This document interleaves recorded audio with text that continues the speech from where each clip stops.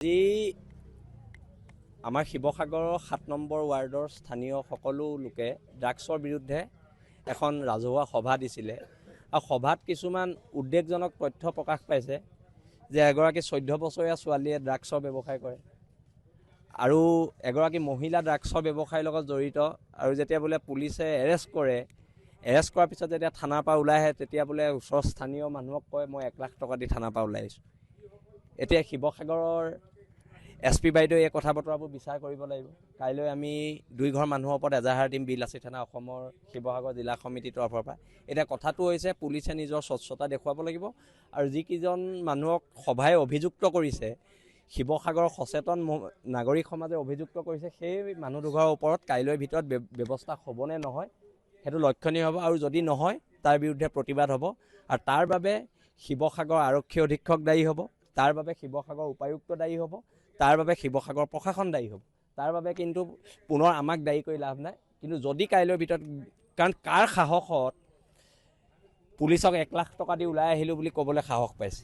আমাৰতো আৰক্ষীৰ ওপৰত বিশ্বাস আছে কিন্তু আৰক্ষীয়ে যদি এনেকুৱা ধৰণৰ কাম যদি আৰক্ষী কোনোবা তলৰ পৰ্যায়ৰ বিষয়াই কৰিছে তেন্তে শিৱসাগৰ আৰক্ষী অধীক্ষকে তাৰ ওপৰত ব্যৱস্থা ল'ব লাগিব আৰু যিগৰাকী মানুহে কৈছে মই আশা ৰাখিছোঁ তেওঁক নি সোধা পোছা কৰক যে কোনজন পুলিচ বিষয়াক 1 লাখ টকা দি তেওঁ থানাৰ পৰা ওলাই আহে সেই কথাটো সোধা পোছা কৰক আৰু কাইলৈ আমি ইয়াৰ ওপৰত এজাহাৰ দিম আৰু পৰৱৰ্তী কাৰ্যসূচী সভাই আজি সিদ্ধান্ত ল'ব। সভাৰ সিদ্ধান্ত মতে পৰৱৰ্তী কাৰ্যসূচী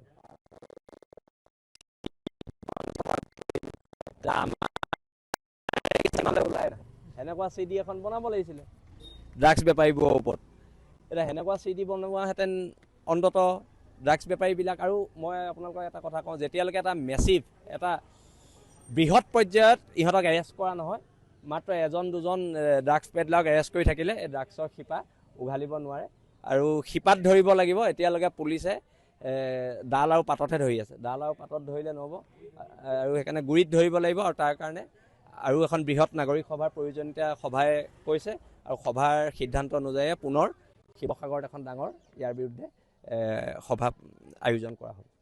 এতিয়া আমাক 2 ঘৰ মানুহৰ নাম দিছে। কাইলৈ আমি এজাহাৰ দাখিল কৰিম আৰু নিশ্চয়কৈ আপোনালোকক অৱগত কৰিম। আমি আজি শিৱসাগৰ 7 নং ৱাৰ্ডৰ অঞ্চলৰ শান্তিবন আশ্ৰমৰ সন্মুখতে ড্ৰাগছ প্ৰতিৰোধী এখন সভা ৰাজহুৱা সভা এখন আয়োজন কৰিছিলোঁ। এই সভাখনত অভূতপূৰ্ব সঁহাৰি পাইছোঁ। যিসকল ইয়াৰ অঞ্চলৰ এই অঞ্চলৰ ভুক্তভোগী ৰাইজ সকলো আহি উপস্থিত হৈছেহি আৰু এই অঞ্চলত বিশেষকৈ নেমু ঘৰখন ড্ৰাগছৰ লগত সম্পূৰ্ণৰূপে জড়িত হৈ আছে। নেমু কেইবাবাৰো জেলত যোৱাৰ পাছতো আকৌ ওলাই আহি আকৌ একেটা ব্যৱসায়তে জড়িত হয়। এইবাৰ তেখেতৰ পৰিবাৰকো সেই ব্যৱসায়ত তেখেতে নমাইছে।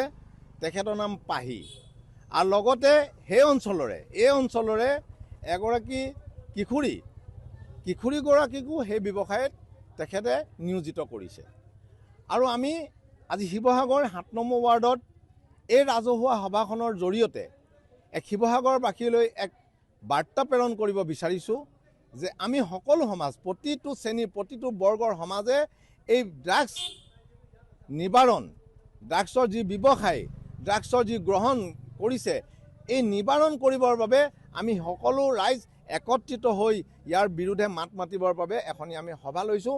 পৰৱৰ্তী পৰ্যায়ত আমি শিৱসাগৰ এক বিস্তাৰভাৱে ডাঙৰকৈ আমি এখন সভা আয়োজন কৰিম। ইয়াৰ জৰিয়তে আমি ড্ৰাগছৰ এগেইনষ্টত নিবাৰণৰ কাৰণে আমি কাম কৰি যাম। যিকোনো খবৰৰ বাবে যোগাযোগ কৰক আমাৰ এই নম্বৰত 9181 307 221।